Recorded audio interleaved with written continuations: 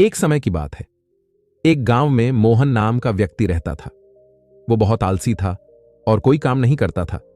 बस सारा दिन इधर उधर घूमता और लोगों के साथ बातें करके अपना समय व्यतीत करता, यहां तक कि इधर उधर से खाने की व्यवस्था कर लेता था। एक दिन उसे पता चला कि पास के ही गांव में एक राजा रहता है जो गरीब लोगों को दान में कई सोने के सिक्के देता है। व्यक्ति ने सोचा, क्यों ना मैं भी उस राजा के पास जाऊं, मुझे भी कई सारे सोने के सिक्के मिलेंगे जिससे मेरा जीवन आराम से बीत जाएगा। व्यक्ति अगले ही दिन राजा से मिलने के लिए अपने घर से चल देता है।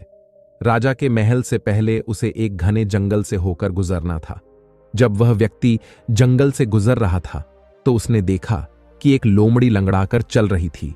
उसने सोचा कि ये लोमड़ी जंगल में लंगड़ाकर चल रही है और इसका एक पैर भी टूट गया है। लोमड़ी की हालत देख व्यक्ति ने कहा कि इस हालत में ये लोमड़ी इतने दिनों से जीवित कैसे है और किसी ने इसका शिकार क्यों नहीं किया? इस घने जंगल में खाने के लिए मांस कैसे मिलता होगा? यह सोचते हुए वह व्यक्ति लोमड़ी के पीछे पीछे चलने लगा ताकि जान सके कि उसके खाने की व्यवस्था कैसे होती है। कुछ देर चलने के बाद व्यक्ति को जंगल में शेर की दहाड़ सुनाई दी। वह डरकर पेड़ पर चढ़कर छिप गया।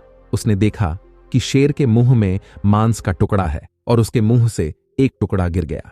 लोमड़ी ने उस मांस के टुकड़े को खा लिया। ये सब देखने के बाद व्यक्ति ने सोचा कि भगवान कितने दयालु हैं जो लोमड़ी के खाने की व्यवस्था भी कर रहे हैं। क्यों ना मैं भी अपना ध्यान भगवान की पूजा पाठ में ही लगाऊं, वो मेरे खाने की व्यवस्था भी जरूर करेंगे। मैं भी अपना जीवन आराम से व्यतीत करूंगा। ऐसा सोचते हुए वह व्यक्ति अपने घर वापस आ जाता है और घर पहुंचकर वह अपना ध्यान भगवान की भक्ति में लगा देता है और इंतजार करने लगता है कि भगवान उसके लिए भी खाने की व्यवस्था करेंगे। ऐसे सोचते सोचते 4 दिन गुजर गए, लेकिन उसे खाना नहीं मिला। खाना नहीं मिलने की वजह से वह व्यक्ति कमजोर हो गया। तभी उसके घर के बाहर से एक साधु गुजर रहे थे। साधु को देखकर वह दौड़कर उनके पास गया और अपनी सारी बात बताई।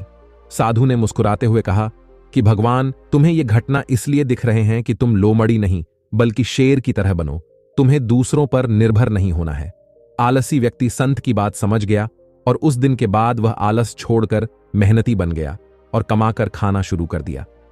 दोस्तों, इस छोटी सी कहानी से हमें यही शिक्षा मिलती है कि परमात्मा ने हमें 2 हाथ 2 पैर दिए हैं, इसलिए हमें कभी भी किसी दूसरे व्यक्ति के ऊपर निर्भर नहीं रहना चाहिए। अगर हम दूसरे व्यक्ति के ऊपर निर्भर रहते हैं तो हमें दुख के अलावा कुछ भी नहीं मिलेगा।